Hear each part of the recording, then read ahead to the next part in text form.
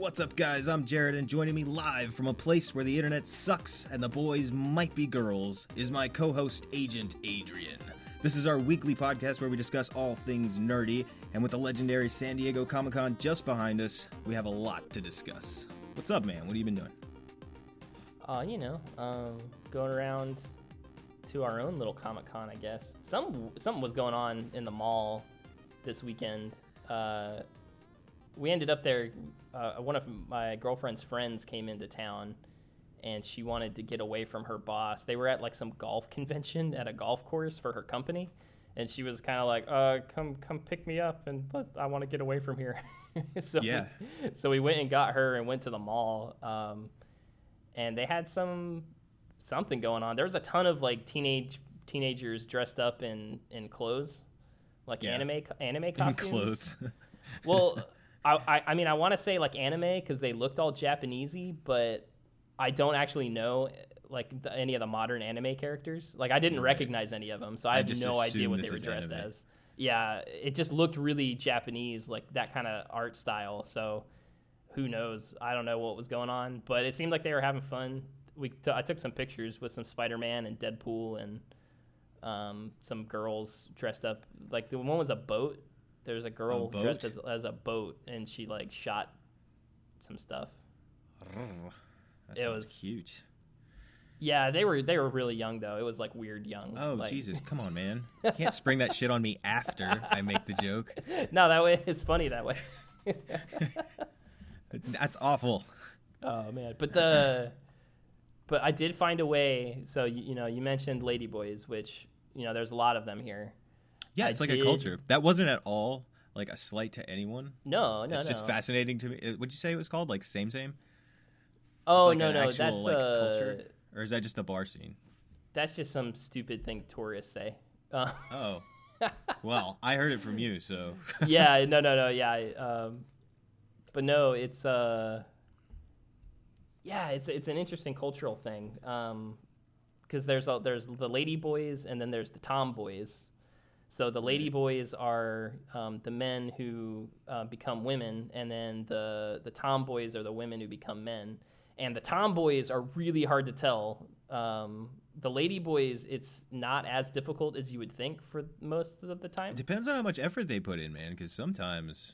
Yeah, because if you think about it, like, it can take a lot of money to get a lot of that surgery, Not in Thailand. It's cheaper in Thailand. It's still not cheap. Yeah, I know. But yeah, I mean, so the ones you see on TV are like indistinguishable. You could never tell that they were a dude before. Sure. You know what I mean? Like, they have a show called I Can See Your Voice, which is like a singing show, and they try to tell whether the person is a good or bad singer just by looking at them. Well, like every episode, they have at least like one ladyboy on there, and I could never tell you that it was a dude. Like, it's crazy. Like they're gorgeous women. Could you tell whether or not they could sing? No. Usually, it's really. I mean, it's just random. Like, how the fuck can you tell that by looking at a person? Yeah, no, absolutely. But no, it seems like a terrible television show. It's an absolutely silly show. It came from Korea originally, I guess, and then Korean culture is really popular here right now. So like everything's Korean, makeup and clothes and fashion, and I get it's just Koreans, I guess, don't make cartoons, so nobody dresses up as Korean cartoon characters. Fair enough. But I did find a way. All right, so just. Before we move on from this, gorgeous men. There's Back to gorgeous men. Guaranteed way to tell what gender someone was originally. So if you're worried about having sex with the ladyboy when you come over here, you can just ask for their ID card, and if they have a Thai issued ID card, like a driver's license, they have to put what gender they were born as. On their ID card, and that does help with like medical procedures and stuff. But why on earth? I just can't imagine being in like a bar situation. Now, I mean, I'm married now, so I don't do this anyway. But being in a bar situation and chatting a lady up, and then being like, "But real quick, before I buy you a drink, can I see your ID just to make sure you're old enough?" No, you'd be surprised, man, because I took a Thai course with this guy from I guess in Thailand this is an issue, so maybe it's like okay, maybe it's not taboo. Like, oh no, I guess because of the amount of ladyboys that exist. And I mean, I don't know. Maybe they want to make sure. Maybe you want to make sure it's a ladyboy if you're into that. Like some people come over here just to do it with ladyboys. I personally would be a little offended if a girl was like, "Can I just see your ID?" I'd be like, I'm just gonna go. But anyway, yeah. But I don't know, man. Like I was in a class with this dude from Britain, and he found this out that you could ask for IDs, and he just asked everyone because he was so confused by who was a man and who was a woman. Like he couldn't tell at all, and he was so like just flabbergasted by the whole situation. It's funny to me how off-putting it is to people. Like if I walk into a room and you are dressed from head to toe as a woman, even if you have a beard, I'm just gonna be like that lady over there. No, clearly that's what you're shooting for. Like I don't care. He was okay with it. Like he didn't mind if they were ladyboys or not. But it was like he was fuck all of them, man. Yeah, he was trying to get with them. You know what I mean? So he was trying to be like, he was trying to get with them. So he's kind of like, okay, like before like I put my effort into banging you, I want to know whether or not I'm gonna put more effort into it. I guess. Oh, like, I got you. So he wasn't just IDing everybody. He was just IDing everybody that he was trying to get with. Yeah. Because like his big thing was like, he's like the women over here. That's fair. I think that you should have like. He's like all the women have huge feet, and I can't tell the difference. Yeah, so it's like an arbitrary thing to try to base what gender somebody is based on their feet size, you know, because it really has nothing to do with it. But I just like his thought process behind it was really funny. I don't know. He was a funny guy. Yeah, no, this all sounds hilarious. I just like this British guy asking all Asian women with big feet for their ID. He was confused by everything. Accidentally bang a dude. Like it was so funny. Surefire way to tell is if she has a penis. It was so funny because he was, you know, he was like a world traveler. This dude had been to like every continent. Like he'd been everywhere, right? He could speak like 5 languages, but he was so confused by everything in Southeast Asia. Like it was this completely different world to him where nothing made sense and everything was topsy-turvy, and it was like visiting some alien culture. And I'm wondering like if that's the way he was traveling all around the world, if he was just confused and wandering around, which that's awesome. Like I guess that seems like a fun way to go about that, but that seems like the proper way to go about it. I lost some of what you said in there, but I'm gonna piece together what I caught. Lost you for a second there. It was funny. But yes, I would. It'll be a surprise for me when I listen to it again. Yeah. That's how I would travel the world, is just confused. I hope to. I have a lot of misconceptions about things, and it's really embarrassing when you get called out on it. So I would probably just go and just wide-eyed stare at things and accept them for what they are. Yeah, I don't really care. I'm used to being, generally speaking, like the weirdest person in the room anyway. Or at least the weirdest, like the funniest looking. With your Viking dragon man beard. Yeah. And there's no, I don't know, it's just weird imagining that culture would make somebody uncomfortable, no matter what it was. I mean, you're just there observing, and if you don't dig it, leave. Like, that's not, it's, like, why would you just, I don't know. Yeah, it's funny. I mean, what's really funny is having interactions with the culture through someone who's lived in it. So you know, my girlfriend, you know, she's Thai, and her reactions to things are completely different. And I love Noon's reaction stories. Totally justified, like about what is going on with her own culture. You know, because I approach a situation, it's like I'm a visitor, I'm an outsider, I don't know what's going on, so whatever. Like I don't know if this is normal or if this isn't normal, so I'm just gonna smile and whatever happens, right? You know, because we went to we were at the mall and she bought some makeup. She was looking for like some foundation, right? And the lady at the counter for the makeup she likes was a ladyboy, was selling some makeup, and you know she goes through the process and gets the makeup or whatever, and soy, you know, it's really pretty. She's telling, oh, it's very pretty, look really good. So we come back, the next day she puts the makeup on and gets ready, and then she's like looking in the mirror and she's like, I don't think this makeup looks good. Like, it's too white. Like, it didn't match her skin complexion or something, Right. And she was like, that crazy lady boy. Like, she doesn't understand makeup. Like, she doesn't understand makeup because she wears too much of it. Like, right. It's like she has to wear so much makeup to hide, her she doesn't features get it that, like, it's not the same with me. Like, yeah. Oh my God, man. She would be crucified for that shit here. And it makes perfect fucking sense. You were telling me another story about, I think it was like Thai racism or something, and it sounded like racism when you told me the subject matter, but once you told me the story, I was like, oh, well, that's not racism. That's just being aware of your surroundings. Like, it is different when you're there and you're in it. But not all the time. Sometimes people are just assholes. Yeah, I guess so. I mean, because racism is different. So, I mean, there's still racism, like, everywhere, but it's different over here. Yeah, you were telling it, from what you were saying, it had less to do with, like, skin color. And, no, but it more has to do with it has everything to do with skin color. Oh, okay. Well, maybe it did. I can't remember. But it's funny because it's not like, but it's like skin color based on your status in society. Because if you have... Okay, yeah, that's what I was referencing. Yeah, it's like if you have light skin... Yeah, if you have light skin, it means, like, you might be Chinese heritage and you, like, might work inside. You have a nice office job, so you're rich, But if you're dark skin, it probably means you work outside. You might be a farmer. You might have descendants from Laos or Myanmar or... a poor country, so like your status is lower, and it's not like you treat necessarily everyone treats those people differently or poorly, but it's just kind of that idea is always there, right? And then dealing with like foreigners, especially because I'm a foreigner guy dating a Thai girl, and we met one of Noon's friends who is Thai, and she's dating a guy from Japan.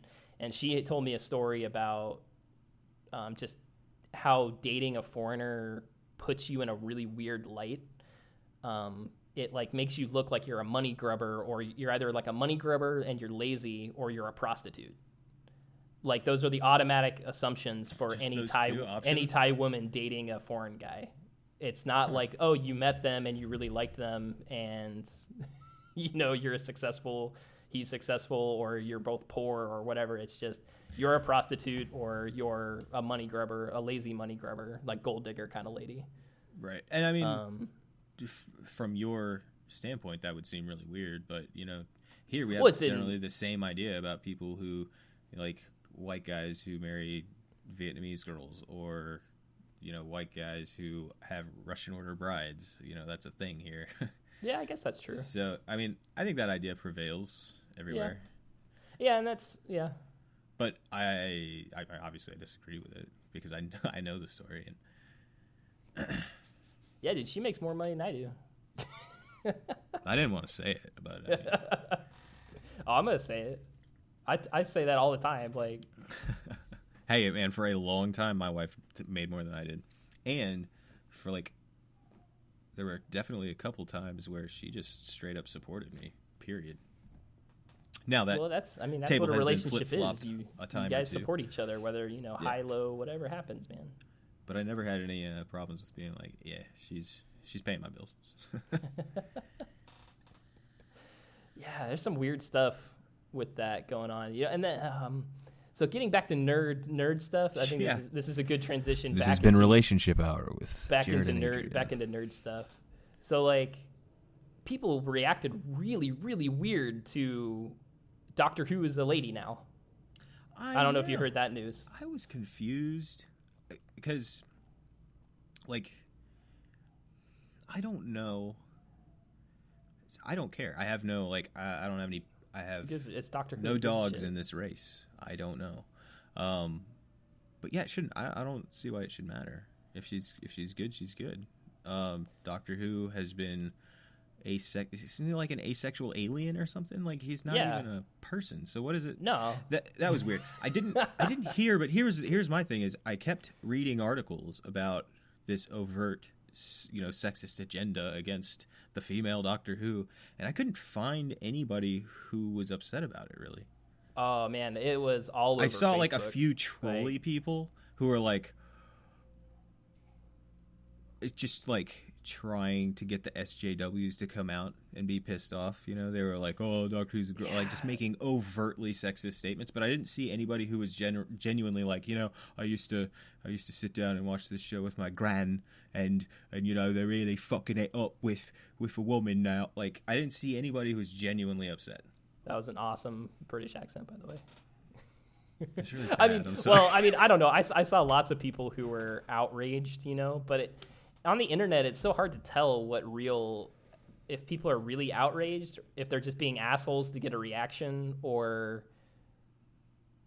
what even is going on. Like, I'm going to talk about that when we talk about Game of Thrones. But there was a lot of... No, I absolutely think that the paradigm now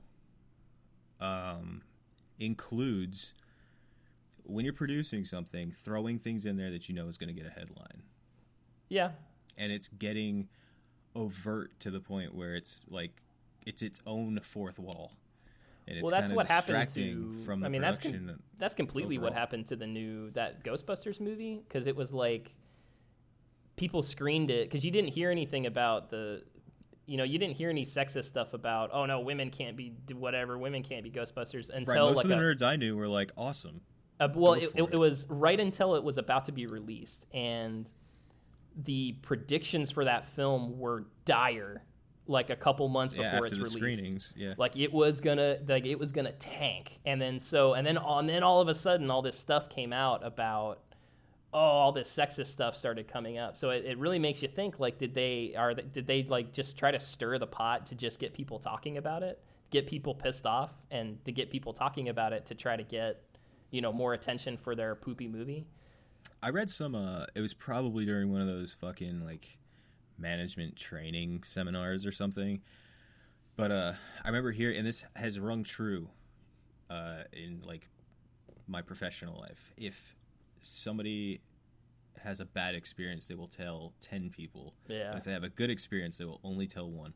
Maybe like, tell one. Right. If they tell anybody. That's why Yelp is just full of people bitching. Like, yeah, Yelp is awesome. Yeah, Yelp is the greatest. People hate me on Yelp, but like that's the truth of the matter. Like, if it's gonna tank anyway, if you screen the movie and they were like, "Hey, you made a shit film, mate," then sure, start stirring the pot. Just get people talking about it. It's like we were talking last podcast. Like, dislike it, I don't care. Just tell us something. Give us something to work with. And it's, I don't know. They put a lot of money into it, so you can't you can't hate on them too much for trying to stir the pot and trying to get some of their money back, because there was, the budget for that film was like $200 million or something crazy. They made Ghostbusters 3, Adrian. There was zero excuse for that movie not to be A, amazing, and B, extremely successful. That movie has a fan base that is enormous. And I'm sure you could get a competent writer to do some justice to the original writer. Well, I just hire Ivan Reitman. He's still alive. That's true. The co-writer. He's not Egon Spengler though. Now I completely blanked on his name. The dude who played Spengler. The writer of the movie? No, I forgot his name too. That's why I said the original writer. Yeah, because it was. I was trying to pass it off, you dick.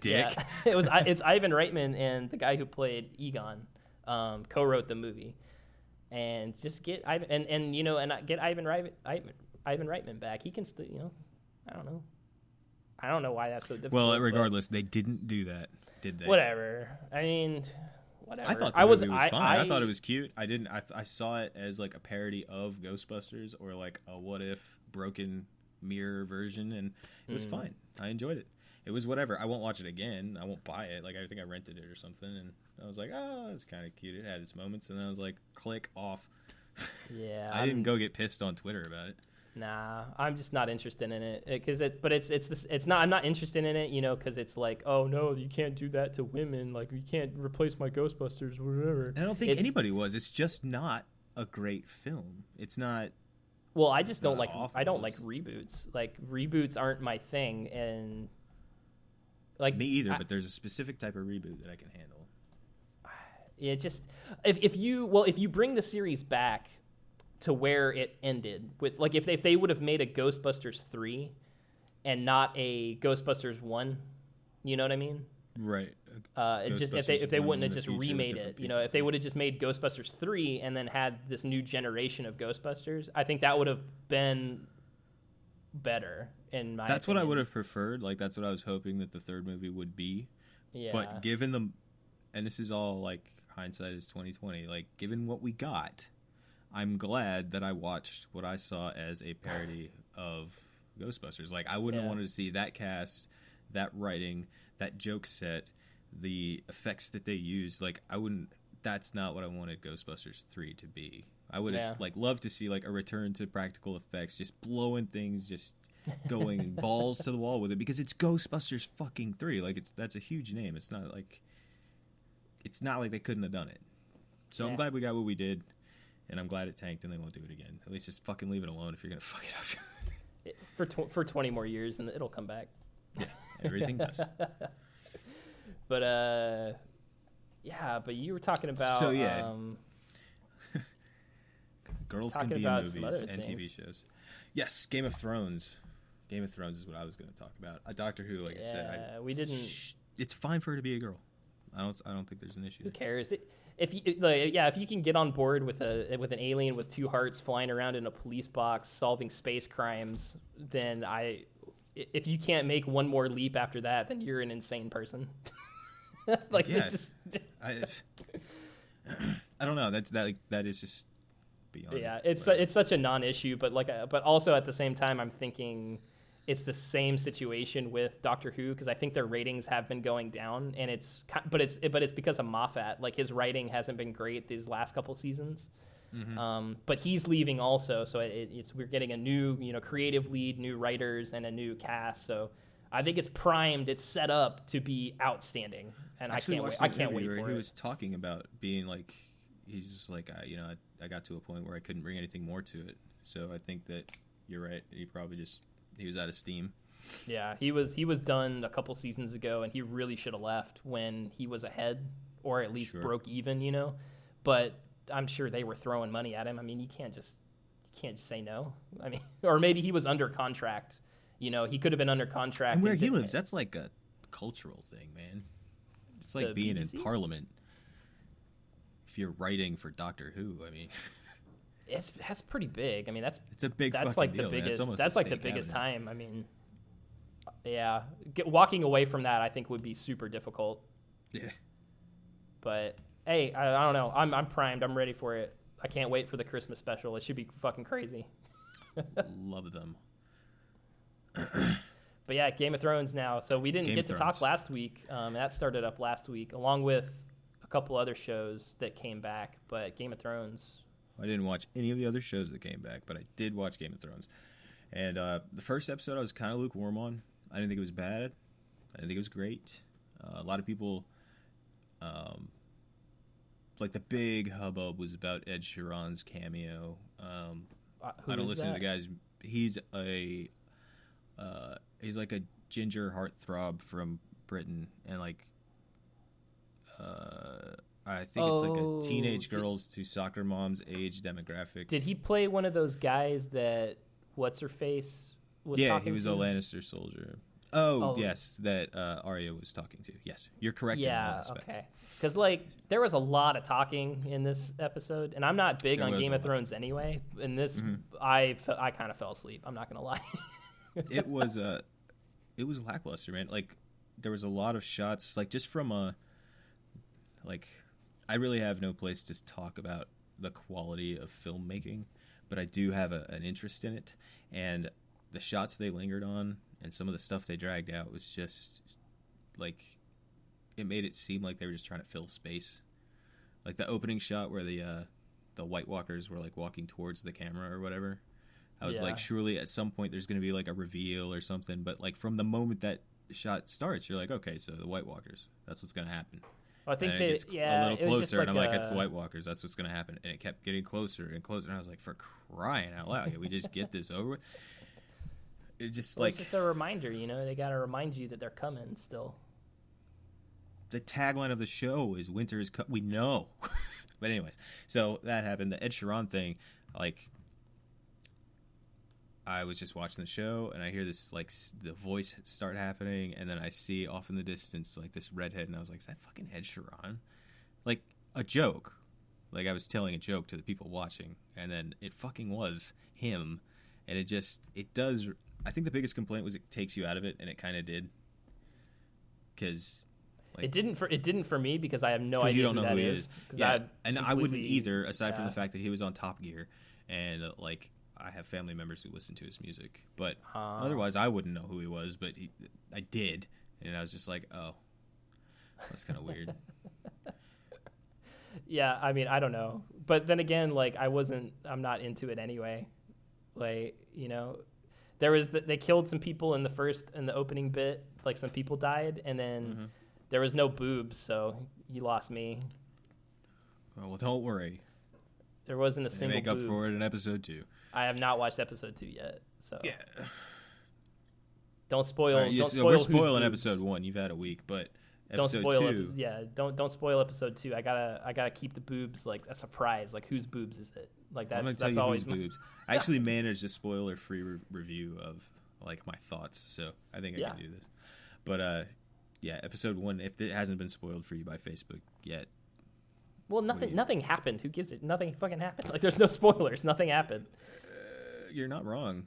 There was some conversations. Like, I think Cersei talked to somebody, and then the dog guy talked to somebody, and then Arya talked to some people, and then that was they set the a end bunch of episode. stuff up, but it was like largely forgettable. Episode 2 was much the same. We're getting character development and characters that are tertiary. Like, they don't really matter.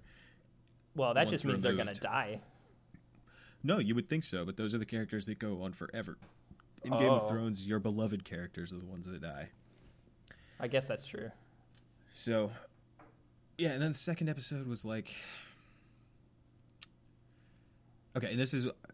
I referenced earlier, there are lines that are put into shows that you're just waiting to see pop up as headlines. And there was like...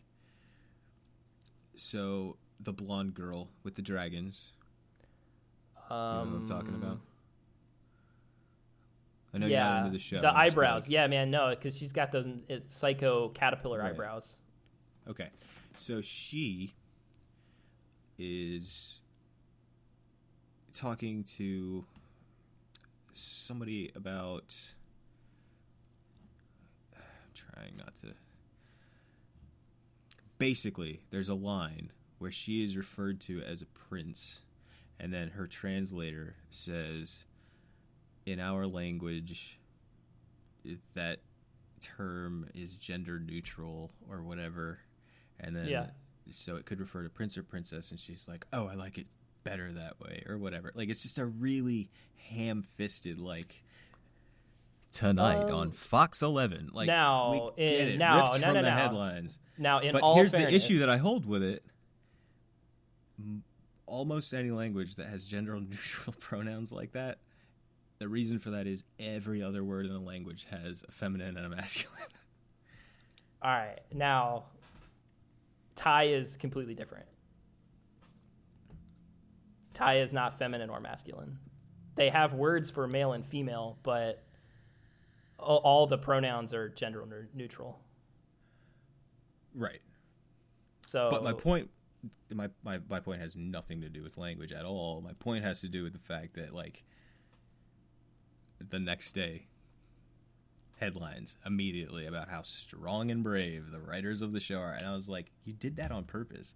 Like, you just dropped it in there to get the headlines. That's weird. You're fucking up entertainment. Stop doing that. Yeah. I mean, I don't know. I guess. I mean, I don't know. Did it happen in the book? I don't care. Oh, I guess it hasn't happened in the book yet. They're not even following the book anymore.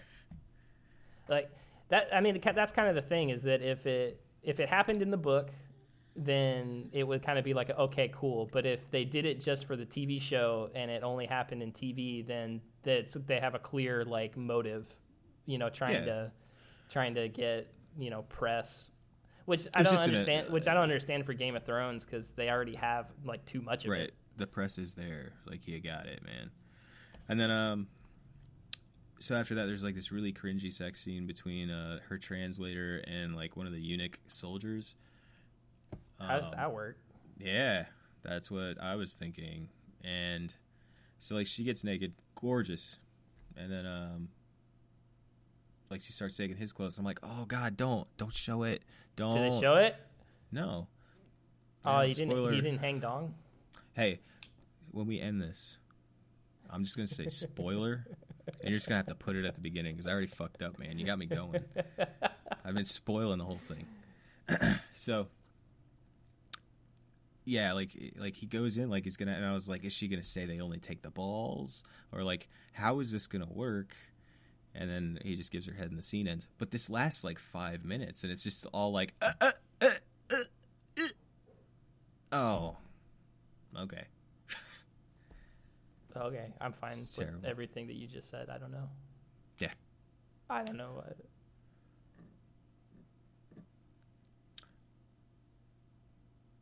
And then some like character development. I don't know, man. I'm just not that interested, and it's bothering me. Because you're really into Game of Thrones, so this is the different sensation for you with this show. Yeah. This is and this is a phenomenon I have talked about before, is that once a week, like, it's coming on, like, that TV experience, and I guess I'm just jaded, man. It happens. I mean, welcome to my world with Game of Thrones. This is how I felt about the whole series, so you're on par with me now. I'm sure I feel that way about something you think is awesome. I'm sure absolutely true. I know what you mean. So, but hey, I can almost guarantee you that this whole first half of this season, this 8 episodes, are going to be kind of whatever, except for like the last one will probably be like, oh my God, what the fuck? Everything is so amazing, And then the next half of this season, like next year, is going to be really good, maybe. I'm just not sure I'm ready for that ride, man. I don't have that kind of attention span. Like, you really gotta... I don't know. I only have so much space up in my noggin for nerd stuff. So you really gotta be out in front. Yeah, you tell me about it, man. I don't have much room for Game of Thrones. It's fantasy stuff. It just doesn't fit. It really takes nothing. Like, there's a lot of people that read a lot into it, but Game of Thrones is a super, super simple, like, idea. And it's like, you're just watching, like, a giant game of Risk play out. Yeah, it's political. Really, it's fantasy political drama, but that political drama is super dumbed down. Like, it's dumbed down to the point where, like, I just can't keep track of the characters, and I'm not interested in most of them. And then they die, and then I don't care. But like, everyone freaks out. Like, I don't know. Like when Ned died, I didn't give a shit. Like, I was like, oh, that's crazy. Like, it was kind of like, I didn't expect him to die. I think it was like season 3 where they really just went ham on people that you had been following. I was like this show is basically a giant cast of characters. Yeah, none of which have a ton to do with each other because they're so far separated from one another until one decides to fight the other. So it's like a huge cast of characters, and you're just watching them die. Yeah, off. It's like there's just so many people. That's why I say I didn't really start enjoying things until like season 4 or 5, when the cast was limited down because everybody died, and then it was easier for me to follow and like care about the characters.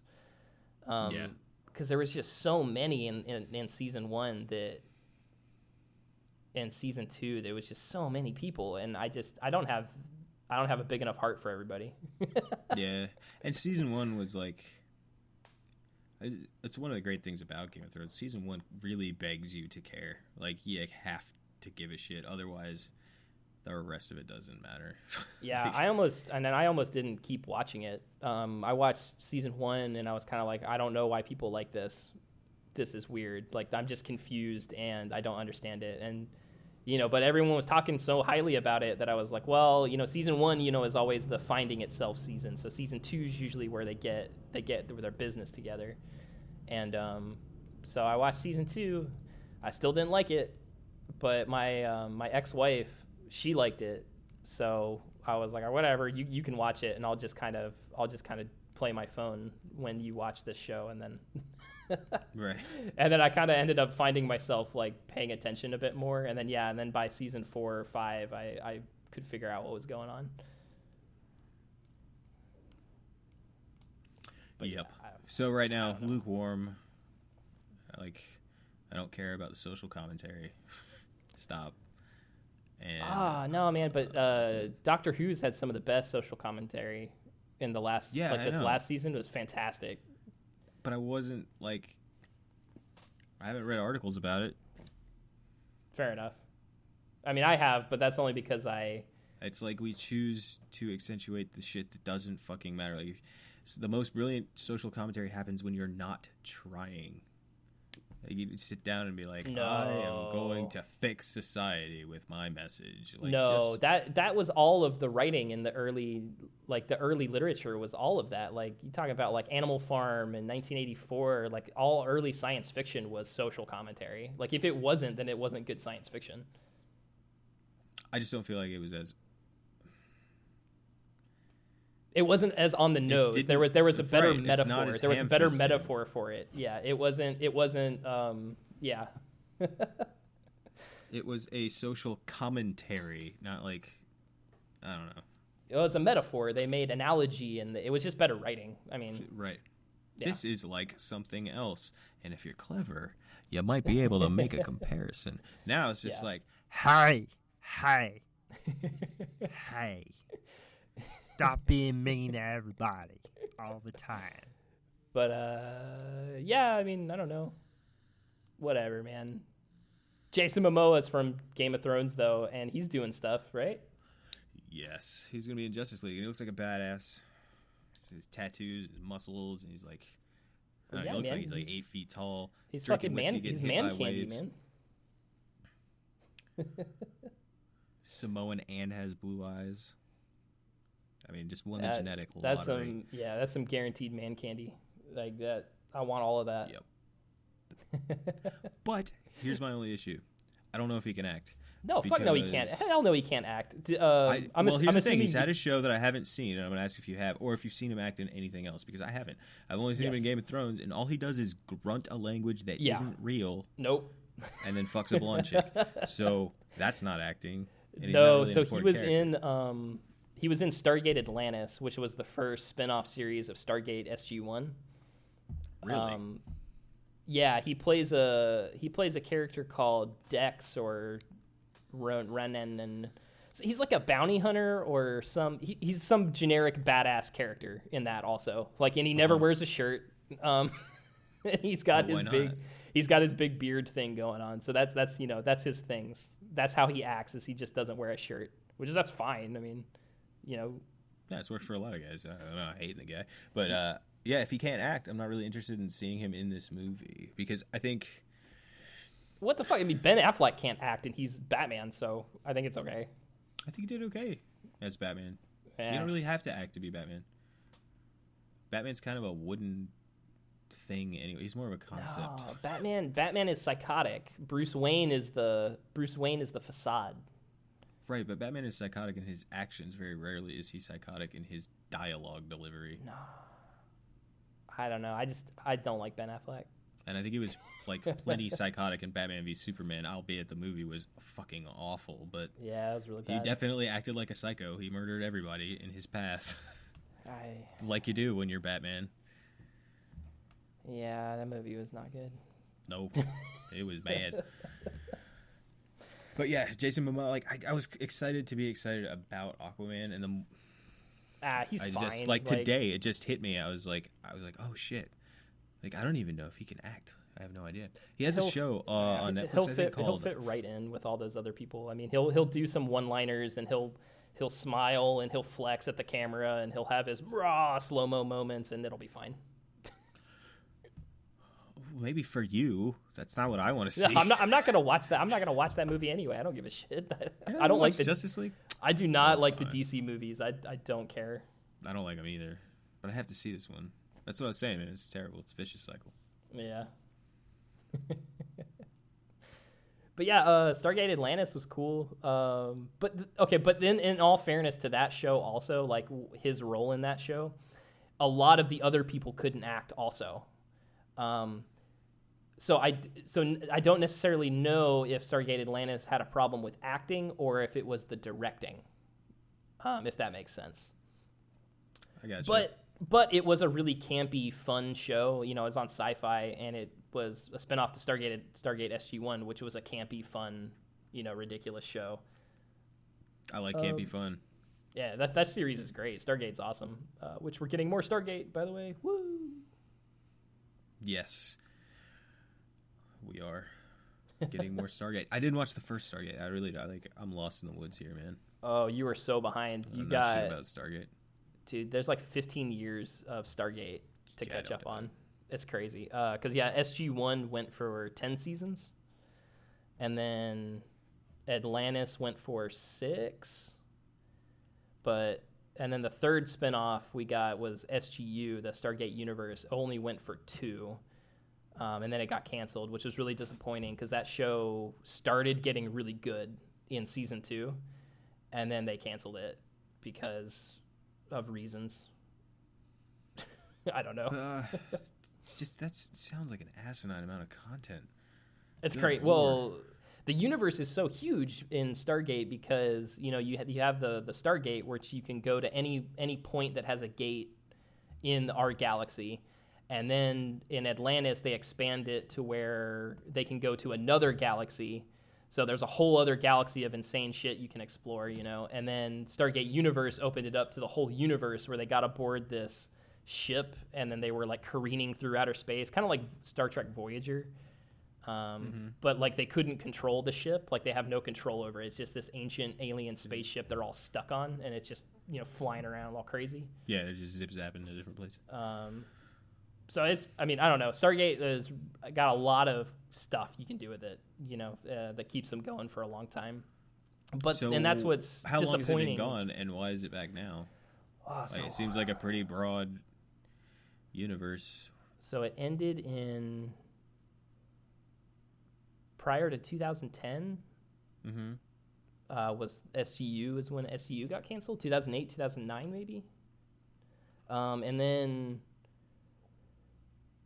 It just seems like I think the ratings just wasn't there for what they were doing. The new directions they were taking, like the ratings just weren't there anymore to like justify the budgets that they had for these new episodes. Because that was after SGU came on after the new Battlestar Galactica remake, and you know that took off. That was like reaching non-sci-fi people, you know. Right. Just kind of like the way Game of Thrones is reaching non-fantasy people. It's kind of just touching on those basic human things and human drama situations that are drawing a lot of people to it. So they tried to do that with SGU, and it didn't ring with the Stargate community, and it didn't ring with other people. So they kind of lost a lot of their fan base, and you know. So it's been people wanting it to come back for a long time. They've done a couple movies to kind of tie up the events of SG-1. And we were supposed to get an Atlantis movie, but that got canceled. We were supposed to get an SGU movie, I think, but that got canceled. So they've been trying to do stuff with the property for a while. I think they just finally got things to click. But it's a prequel, so yay. Yeah. A prequel to, like, all the shit you just said? Yeah. Good Lord. Yeah. It's going back to the people who discovered the Stargate, I guess. So they found the Stargate underneath a pyramid, you know, in Giza in, like, the 30s. And it's going back to those characters who found it. And then I guess maybe there'll be some adventure that goes on from there. Like these. So this is going to be like a throwback portrait. Like, you can't... How much can you do with that? If it's a prequel, there's only so much you can do before you hit the fucking story you wrote before. Yeah, and Stargate has a lot of time travel and alternate universe stuff that goes on, you know, same with like Star Trek. But so they could do some stuff to like tie it in That's to like true. a You can sequel do whatever series, you want when you're just or making shit up. But yeah, if they have a creative team, they could do some interesting stuff with it. But I don't know. I don't like prequels. I'll watch it anyway because it's Stargate. Just like I watched the Star Trek prequels. I didn't like them, but I'm gonna watch them. and just like why I will watch Justice League. Yep, exactly. It's just yeah. It's because you have Well, hopes for like, the properties, right? Do what? You know, you have hopes for the properties because at one time they were good, and so you're like, you can get there, you can get back there, you know. I want you to do well so that you can keep making these, because eventually people are gonna burn out on you producing bullshit, Mr. Snyder. And then you'll have to like create new things. Oh, man. Yeah, God forbid somebody had a fucking original thought. Nah, that's hard. Actually, one of those things that does look cool is I don't know if you've seen the stuff about Valerian and the it's like the Palace of the Thousand Worlds or something. Valerian and the Palace of a Thousand. What are you talking about? Valerian and the House of a Thousand Worlds. Have you not seen the trailer for that? No. Oh, dude, you should go watch it. So it's from Luc Besson, the guy who made Fifth Element. So he's doing a new super high budget sci-fi crazy action thing. Oh, cool. So that looks really interesting. I don't know if it'll be any good. His last couple movies haven't been great, but hey, you never know. Seems like good movies are getting like fewer and more far between lately. Yeah, television's in its hot spot right now. Movies are kind of still there, but it's all cyclical. Movies might make a comeback. Just takes some of the right people, right attitudes. Gonna have to bring them fucking ticket prices down. I tell you what. that would really help. It probably would, to be honest. Like, but that's another story for another day. Hey, man, we should take a quick break. Yeah, dude. And then we should talk about another new movie that I'm actually kind of excited about, and cartoons. Hey there, you gotta take a break. I will help you. Hey there. All right, guys, we're back. And did you see the trailer for Ready Player One? No, I didn't. I don't know what you're talking about. I saw after you mentioned it or something. I read the thing. Yeah, the text the notes. thing, and then like I saw a whole bunch of stuff. Like nothing specific. It was just like, I'm excited. Oh man, look at that. And I was like, what is happening? Yeah, so I saw this trailer for Ready Player One. It's a Spielberg film. Oh, well, you lost me already. And Warner Brothers. But like, it starts out and there's this kid and he's like crawling through these trailers that are all stacked up on top of each other. Evidently, the population has gotten out of control, and he says that he's in I can't remember. I think he said he's in like. I can't remember if he said he was in a city or someplace rural. I'm pretty sure he says he's in like Idaho or some shit. And there's still trailers like stacked on top of each other. So there's like a population problem, and everybody's like using these VR headsets. And they go into this world, and like when he puts on the headset, it was like immediately like I was like, oh, did Deadpool just walk past him? And then like the Iron Giant like walks up like this hill. Like from the animated film, The Iron Giant, and I was like, that's weird. And I keep seeing all these things. I'm like, these are all like pretty expensive different properties, and they're not. They don't exist in the same world. It just seems like it's gonna be this giant like. There's a DeLorean in it, like all kinds of crazy shit. It's just gonna be like this Easter egg mashup. It's just gonna be like, hey, all this stuff that you like, here it is in one movie. And well, I mean that sounds neat, but. What was there a story or a point? No, absolutely not. Not that I could tell.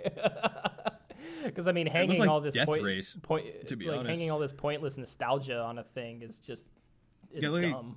Death Race with nostalgia porn. I probably won't watch it in theaters. I don't even like you haven't piqued my interest. I don't even want to look at more of this. I'm not interested at all. It's like Oh man, because it sounds like Wreck-It Ralph. Like Wreck-It Ralph was like that, but Wreck-It Ralph had a good story. Yeah, I was gonna say that's not a good comparison. I liked Wreck-It Ralph. Yeah, Wreck-It Ralph was awesome. Well, this might have a good story. I'm being honest with you. I didn't see one. Fair enough. I can't say that it's not there. I'm just saying. Was it like a full? Was it like a full trailer, or was it like a teaser trailer? What the fuck is the difference now? I don't even know. It was like a minute and It's a just half long. It's just the length. It seemed like a trailer to me. Oh, But okay. the trailer didn't, like, there wasn't a ton of dialogue telling you about the world. Was it like music? Was it just like music happening, and then It was like it showed action some scenes. It pictures? just looked like a blockbuster, to be honest. Yeah. Well, it's Spielberg. I mean, that's what he makes. That's what he does, man. But that could just be okay. me. Like, I might just be projecting on this film, man. I can't pass judgment yet. I'll project all over it. I'll go watch it. I'll go watch the trailer and see what I think. Maybe I'll do a reaction video. Those are popular, right? It's like it's about games and it's about popular culture and it's smashing up a bunch of IPs that I didn't think I'd see in the same place. And why are they all in the same place? And if it is truly as trivial as because we wanted to, then sure, the film will suck. But I mean, those are the dice you roll when you watch a movie, man. From your first little bit there, you're talking about overpopulation, people going into a headset. It sounds like a really cool setup for, social problems and escapism, how we deal with social problems. It could be a commentary on how we deal with social problems is by escaping into a virtual reality. Yeah, that could be really interesting, but I doubt that they will have something. How much are they going to expound upon it? Yeah. I mean, obviously it's a statement about escapism, like from the get-go. It's like on the face of it, it's just like what are you going to do with it? Yeah. Well, I can tell you the movie right now, probably. So he goes into the virtual world, and he thinks he's in love with some girl, right? And he has this life in the virtual world, but then something happens to take him out of the virtual world, and he finds out that he was never really living life at all. And then he lives in the real world, and then he meets a girl, and then he likes her, and then something happens. I don't know. That's the movie. I buy it, man. If you're right, I'll shit my pants. Because I haven't seen anything. I didn't even see a girl. Maybe there was one. I don't know. I wasn't really paying that much because it's very blockbustery. Like, you're not really paying attention to anything. You're just like, oh, it's shit. Just exploding and jumping and fucking dudes and the Iron Giants over here. And this dude's zipping by in a fucking DeLorean. Like, I wasn't paying attention. I was just like, well, sensory overload. Processing. That sounds all right. I mean, I guess, I don't know. It'll make money, whatever. That doesn't really interest me at all right now.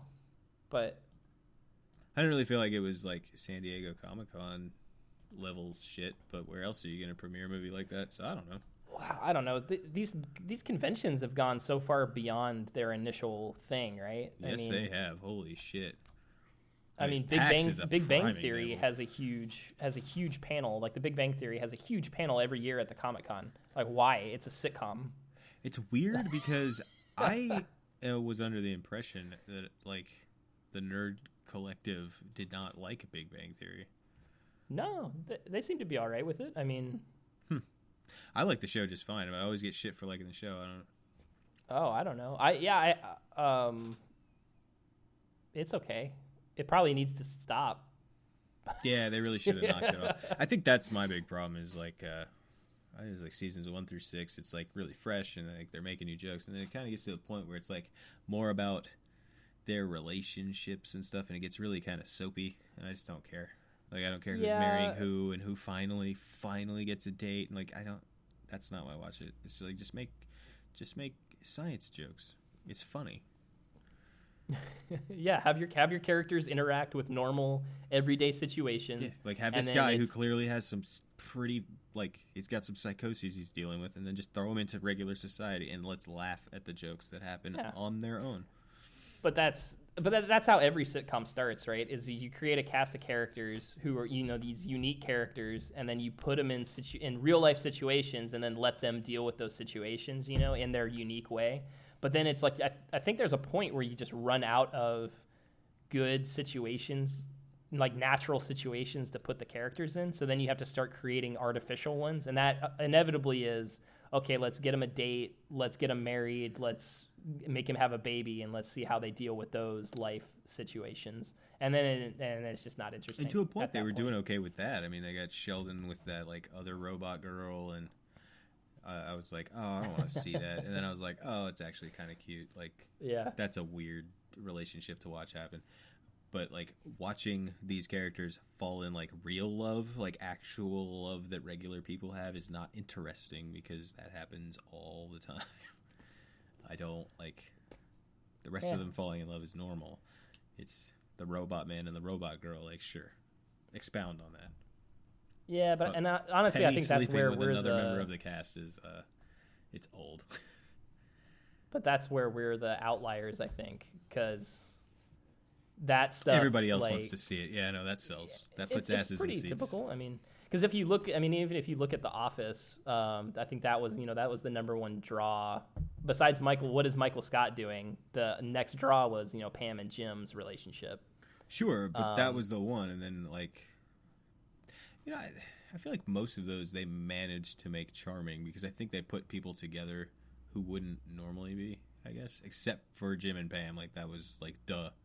But, like, But they also didn't dance around it. They didn't do too much of the will they, won't they bull jive. They kind of, like, got on with it. Yeah. Well, no, I think it was always, like, they did have the tension, though. Yeah, I thought that was like really well written. Like that tension existed from what I remember. I haven't watched the whole series in a while, but like for a long time, I was like, God. Well, she was engaged, obnoxious. I know, yeah, yeah. Like so it was they were normal. Forced not to cross the barrier there. But interesting way to handle it. But yeah, I mean, whatever. It's television. Yeah. There's a formula. Look, man, this is the most you're getting out of. This is the stuff I like about TV. If you want to talk about TV, this is what we're talking about, all right? Hey, but X-Files, though. More X-Files. I'm excited about that. That's good. I was too young for X-Files. I mean, I say that.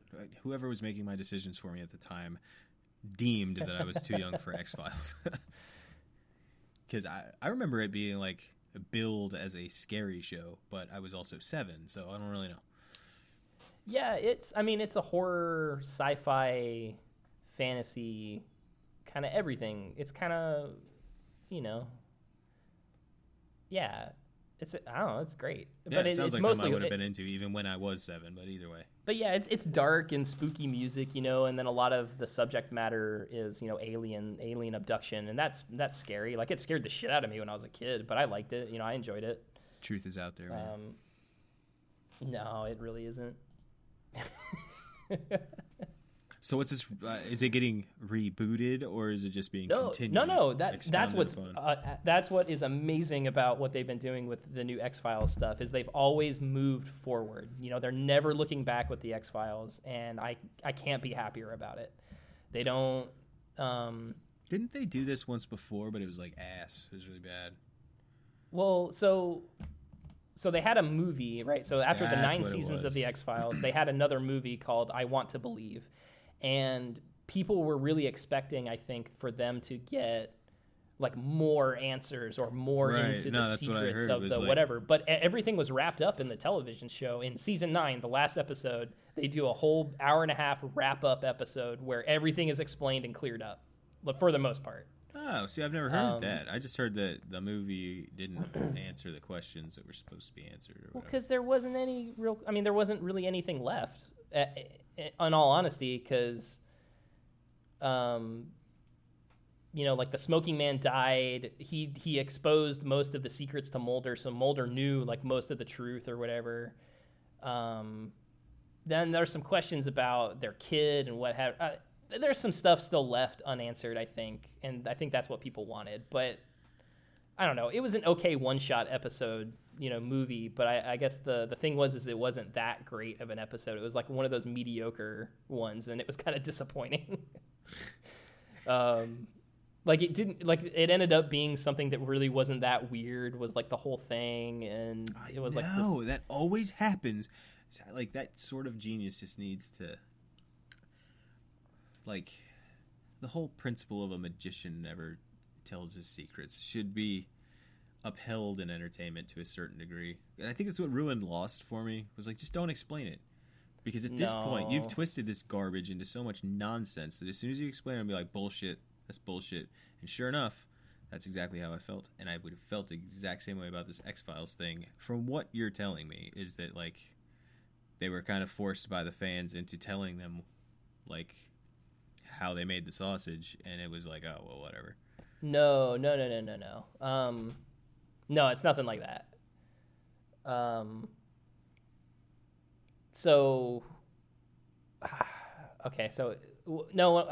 saying is that because it's you like, said it wasn't that mysterious. You thought it would be more mysterious. Okay, so what I mean is that so the story of the series was the series is contained, right, and it kind of ends, and maybe there's a little bit left open, but it's wrapped up enough that I was happy with how the series ended, and I would have been fine with them just kind of leaving it. Because I don't necessarily think everything needs to be explained. I'm completely fine with some questions. Well, yeah, that was my original point. Was I think that some questions should just be left. Yeah, no. But with the movie was so if you're familiar with the X-Files kind of structure, is they have a lot of these one-shot, self-contained episodes, you know, and it's like, oh, someone dies, there's a weird monster, let's go investigate what it is. Mulder has some weird theories about what's going on. Scully's like, there's a scientific explanation, and then sometimes it's they meet in the middle, sometimes it's a monster, or sometimes they don't figure out what it is. Okay. So the movie was like one of those self-contained episodes, like there's a weird murder. They call in Mulder and Scully to figure out what it is because no one else has, like, you know, the weird outside ideas, the outside thinking that Mulder has to connect the dots, right? And then so him and Scully come in, you know, he thinks it's like some weird alien nonsense or some weird government nonsense. Scully's like, nah, it's this thing. And then they kind of meet in the middle, and it just wasn't satisfying as a movie. Right. I think it happens a lot when you, like, move something from a serialized format into even if the serialized format had self-contained episodes, there's always that promise of more.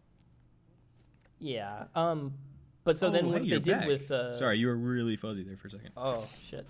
But what they did with season 9 though is they just continued it. Like they just like let's reopen the X-Files, let's get Mulder and Scully back together, let's get them back to doing Mulder and Scully X-Files things, and it was fucking great. Like it was a return to the form, big tour de force, you know, wicked weird one-shot episodes that were funny and like engaging. And that was some of the best material that they had in the original series of X-Files, was their quirky one-shots that were like part comedy. Right. Were my all-time favorites. And then it had a really weird subplot kind of run through the series because it was only 8 episodes. And then it got real weird, and I think it ended. I need to rewatch it again. I only watched it through once, but like it ended with like the world ending. Okay. The last season ended with like the apocalypse. And they're gonna pick up from that. So yeah, it should be cool. So I'm all for whatever insanity they got coming. I'm on board. All right. I think the sets are going to be a little bleak. How did the world end? Wait, does the apocalypse happen, or it is impending? See, and that's what I don't remember, because I was talking to someone else about it, and they were like, wait, I don't think the world actually ended. I think it was like going to happen, but they like, I don't know if they stopped it or not. And I was like, no, I thought the apocalypse was like happening, or it was like beginning. But that's why I need to go back and rewatch it, because I don't 100% remember. But yeah, because it was always about. Does this have like an asinine amount of seasons too, with like 25 episodes per season? It's nine seasons. Jesus Christ. No, but in all honesty, if you just want to catch up on the TV, if you want to catch up and you can watch where the new stuff is coming out, just find season 9, the last episode of season 9. It's an hour and a half long, and Mulder he just goes on this monologue and basically wraps up the entire television series. almost in clip show fashion, where he just talks about event to event to event, and they show clips of the of throughout the years of like what was happening, of what he's talking about. So you won't get any of the character interaction, you won't get any of the ride from watching the television series, but you'll at least know all of the events. I want the ride, man. I'll just have to watch it. Yeah, it's a good series. It's worth it. Along with Star Trek and apparently, wait, what was the other show? Stargate? We were talking about Stargate. Jesus, yeah. That's a good one, man. But the camp is strong in that show. I'm fine with camp, dude. It's got MacGyver. Yeah, I typically, like I said, like I watch these things to be entertained. If it's campy and I'm enjoying it, I don't care. Like, not everything has so much to speak to me, like to my soul. Sometimes. They don't even try. I don't think. Like there might be a couple episodes where they get they talk about like rights, what it means, like maybe what it means to have rights as a race or something, but nothing crazy. They might make an argument like, oh, you don't have the right to kill this person because they're people, you can't do that, and then the bad guy's like, no, fuck you. And for that reason, we're gonna have a big space fight. Yeah, space fight. But yeah, that's about it. So yeah, Stargate's fun.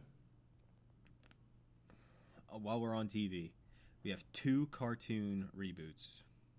I guess maybe reimaginings. 2? I don't really know. 2. One I will watch, and one I will not.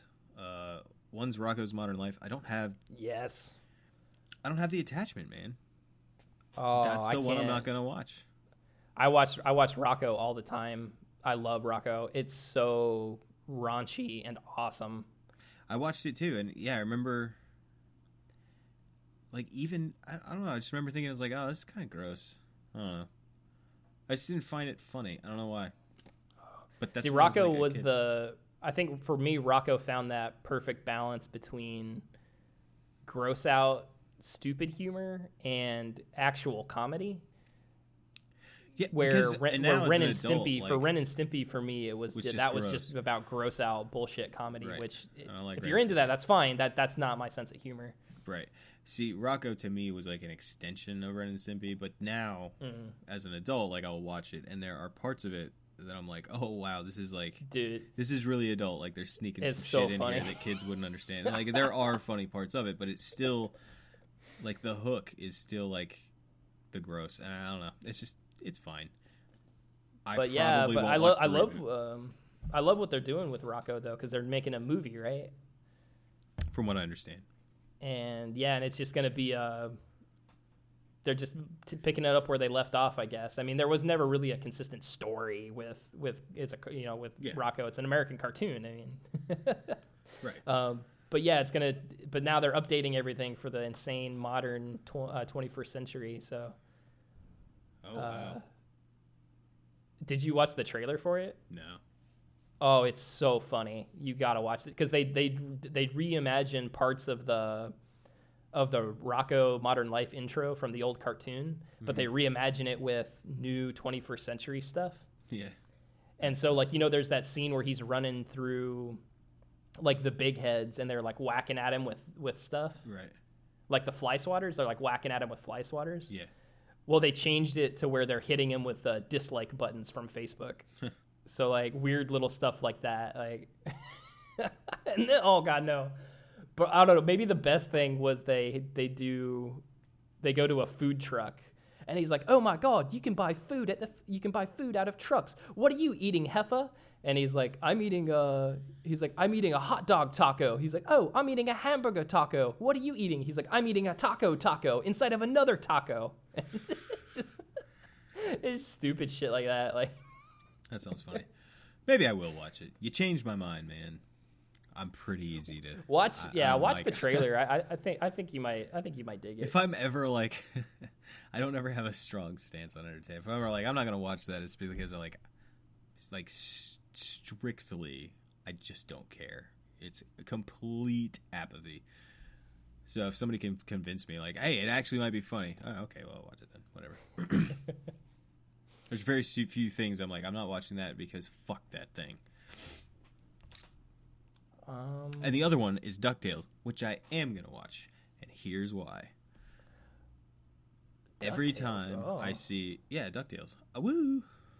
Yeah. Coming back on as a series? I think so. It'll Okay. probably be like Netflixerized or something. I don't know what it's on. I didn't look. I was just like, oh, DuckTales. They changed Well, the Disney Channel is still a thing, so that might...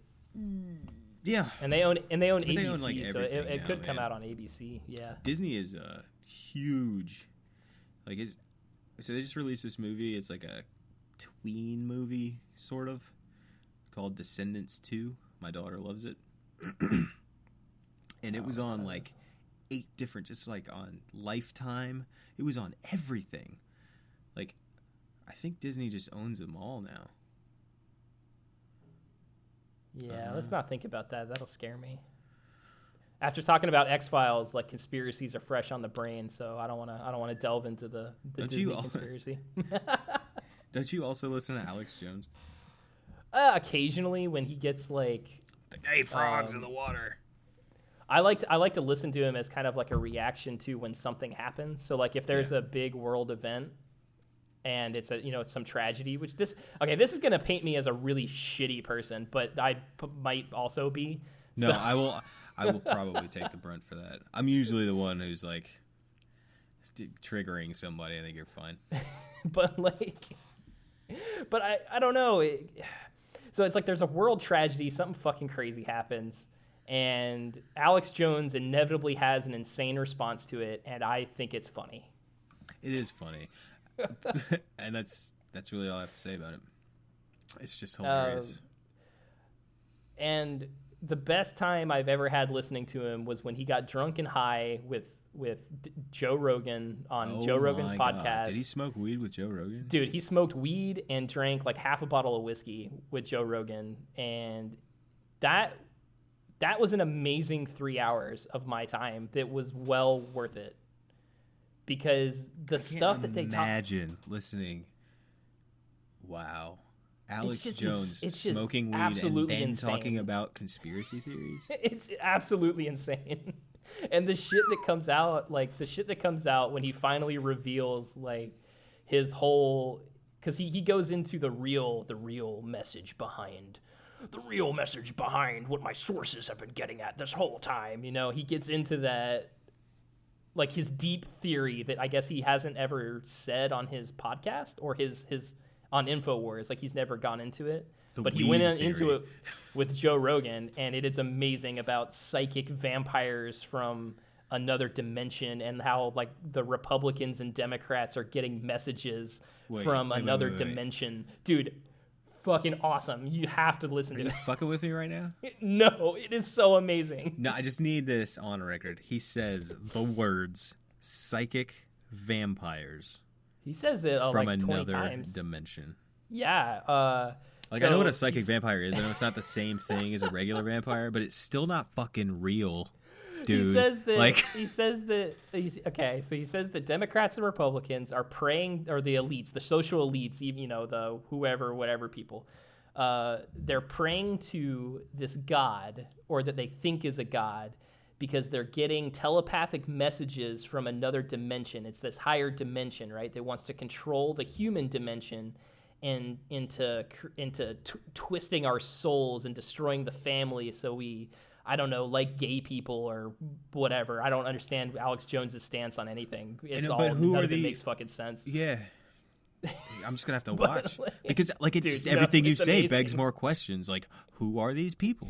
Why do they want us destroyed? What did we ever do to them? Yeah, so that's the thing, is they don't even, the Republicans and Democrats don't know, but it's like they're getting messages from an intergalactic Satan, right? And the only truth comes through God, because he's... But does Alex Jones know? Oh, wait, so he's just postulating that there's an intergalactic Satan. Well, because you remember that Alex Jones he's a super right-wing Christian guy, right? So like all of his theories stem back to Satan. Satan is influencing everything, right? Sure. It's amazing. I don't... whatever. Dude, it's the funniest shit. Like, don't take it seriously, but what's sad is that there's so many people that listen to it as a news source. I know. That's what's mind-boggling to me is like this guy's clearly an entertainment figure. I wouldn't even like tout him as a pundit. Like he's just a guy who has thoughts and he just says them on the radio. Like all of his subjects are political or like religious or weird or like frogs and just the fucking psychic vampires. But as soon as somebody says the words psychic vampires, aren't you done? Like, don't you? Well, no, because he has sources deep in the CIA and NSA. He can't name them, and he's just going to up in heaven. He's just going to cite himself as a source. The sources are at Infowars.com. Don't forget to click that. There's link. A war on for your mind, man. Also my man enhancer. My muscle. Oh, is it a man enhancer? It's just like general testosterone. It's a male. It's a general male virility enhancer. I thought he has a woman virility enhancer. Like it's just a general enhancer. No, it's just snake oil bullshit. Like there's no value to it whatsoever. I don't even think there's anything in it. But if you list your products as a nutritional supplement, like you don't necessarily have to list all the ingredients. Yeah, no, because it's not FDA approved. Because it's not food. Yeah, you're not labeling it as food. It's a nutritional supplement, so you can just sell whatever you want. But anyway, back to DuckTales, which... DuckTales, woo. That's what we were talking about. Alex Jones is fucking crazy. DuckTales, woo. The reason I want to watch this is because I found that a lot of these reboots are done by people who are like our age now, and they watch the original show. So you get like the heart and soul. But I get a lot of jokes that, like, as an adult, I can appreciate. I'm like, oh, that's funny. Ha, ha, ha. The same thing happened, this was a longer time ago, but they redid the Looney Tunes. And, like, Bugs and... Which Looney Tunes? Like, Bugs Bunny. They just made more Looney Tunes? They just did it again, yeah. Oh, it was like, I guess, a reboot, but, like, they didn't start over. It was just... Well, I mean... Because you can't reboot that universe. The universe doesn't exist. It's just a bunch of shorts. But they made it happen again. And, oh my God, man. They got, like, really fantastic voice talent. Some big names. Bugs and Babs have, like, this really weird, like, romance that's, like, hilarious. It's just, like, really... It's an adult sitcom for kids. Like kids can enjoy it, it's funny, but like if you watch it as an adult, you're like, oh my God, this is true. This is the way life works, and it's really funny. I missed all of that. Daffy is like, from what I remember, Daffy plays this character to Bugs, like that guy from college who won't go away, that your like wife or girlfriend hates. Kind of like Dwight. He's like Dwight to Jim. No, not really. It's more like no, it's like the guy you went to college with. He's like your good buddy, and you guys drank all the time, and you went out, like, and then you met a girl and got settled, and like he just kind of kept doing that thing.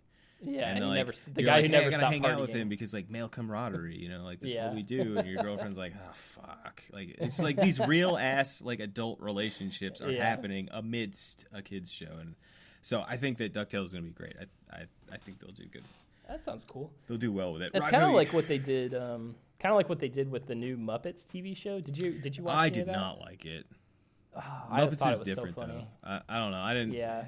I was like the jokes hit, but where the jokes were coming from, I was like, whatever. That's not really. Yeah. Because to me, it wasn't adult like what I was expressing. It was adult like really jaded people working in an office and like the shitty thoughts they have about each other. Like it just it was The Office with the Muppets. Yeah, it was really uncomfortable, and I loved it. That's good. I just I joined the rest of the nerds, and I was like, fuck that shit. Yeah, I watched one episode, and I was like, this is not the Muppets. I was definitely in the minority on that because that show doesn't exist anymore. So it was just bad. It wasn't even well written. I don't know, man. It's all right. I don't know. I'm justifying it only because I liked it, so. Fair enough. But yeah, there was definitely some jokes that just that fell, and you're kind of like, like they fell, but they were supposed to be like edgy and like, oh shit, a Muppet said that, and it was just like, ugh. It's like really cringy. See, because I kept getting the impression that it was like, well, if there was a person saying this, like an actor saying it, maybe it would have come across funnier. Right.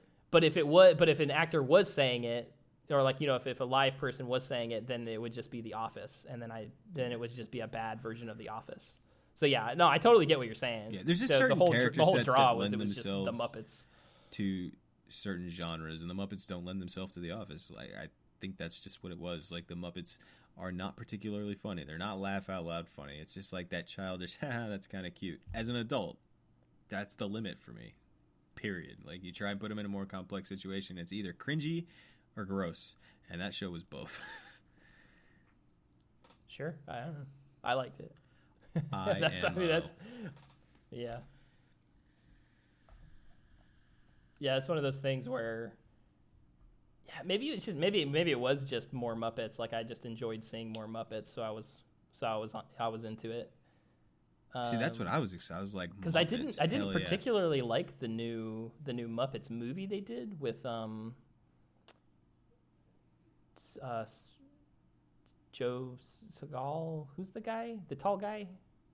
Oh, I know what you're talking about. From How I Met Your Mother, Jason Segal. Jason, yeah. Jason Segel. I don't know how to say I think his it's name. Segel. I don't know. That was weird for me because I've seen his penis. That's true. Don't watch Forgetting Sarah Marshall first, or you will fuck that whole movie up for yourself. Well, you shouldn't watch. But that he also movie plays it's like funny, with Muppets in that movie too. So. Yeah, I have to respect that aspect of it because he is a puppeteer. Like that, he actually is like a hobby and a passion of his, and he really loves the Muppets, and that's kind of how it was able to come back was because he fought for it pretty hard, which is really cool. That's great, but it's just kind of. I respect the guy. I just think he executed it poorly, to say the least. Yeah, it wasn't. Yeah, but I don't know. But to be fair, I thought Forgetting Sarah Marshall was kind of funny. Nah. I thought it was kind of funny only because if you've ever been in weird romantic situations, it's funny. Yeah, or if you know somebody who's been in weird romantic situations, just that odd. I don't know. It was funny. It wasn't funny in and of itself. It was just funny comparing it to real life situations, I guess. I don't know. Yeah, I just I don't know. Judd Apatow's stuff isn't always. It's like it's really hit or miss for me, I guess. Most of it I don't like. I really liked his Freaks and Geeks. I really liked that TV series. That was really good. And that's kind of where all the cast that he uses come from. Seth Rogen and Jason Segel, some few others. The guy that Seth Rogen always hangs out with, the black-haired guy. The black-haired guy. That he smokes weed with, and they do the weed movies all the time. He was in Pineapple Express. Oh, you're talking about he's in a new movie now. But he supposed to not understand things. I know who you're talking about. Fuck. God damn it! Why is it every time you forget a name, I can't remember the name? I don't know. But anyway, yeah. He's weird, and his voice bothers me because he always talks with his teeth clenched. Oh yeah, but Judd Apatow's new show is pretty good on Netflix. Love, it's just called Love. Striking. It's pretty funny, except for the main character. I really hate. He's really cringy and really fucking annoying, and I want to punch him all the time. But like the rest of the cast and characters are really good and really funny. It's you're like an enigma, man. I'm Seinfeld... never gonna know what you're gonna like. I'm just gonna be like, do you like this or don't you?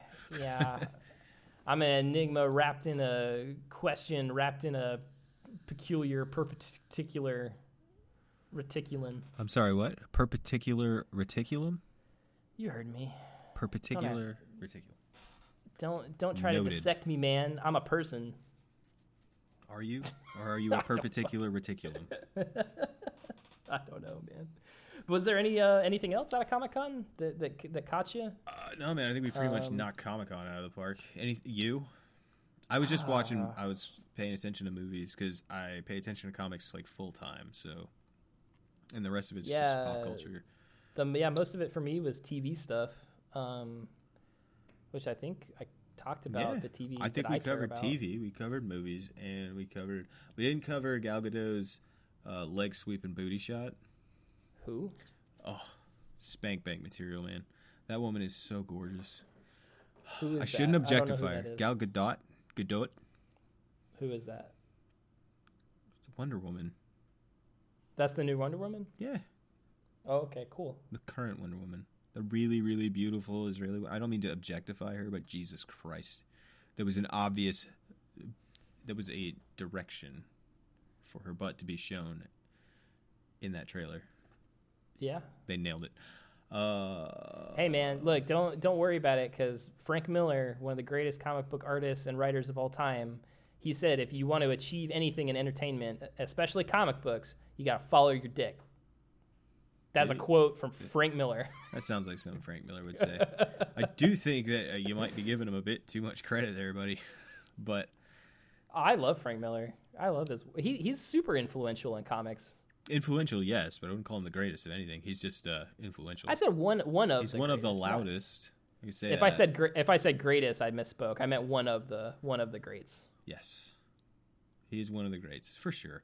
He's wrote in seminal works. He just went fucking crazy, and that's fine. It's fine until you're reading DK2 or like anything after he went crazy, which is just entertaining. Yeah, but that's like, I don't know. That's kind of like trying to read Alan Moore also after he went wonkers after bullshit. The 80s. And he just... Yeah. They wouldn't let him write Superman, so he was like, fuck you, I'll make my own Superman. And then he did with his own comic universe, and then no one read it. Yep. But yeah. I haven't watched Comic-Con 2017. All right, guys. Adrian has a lot of really important engagements to fulfill, and I have to get my old ass to bed. Thank you all so much for listening to our drivel. If you liked what you heard, or if you hated it, drop us a line on Twitter at @bit_machine or Facebook at BITmachineUS. Thanks again. I've been Jared, and this dude is Adrian. We're BITmachine, and we'll talk to you again next week. Bye-bye. Bye.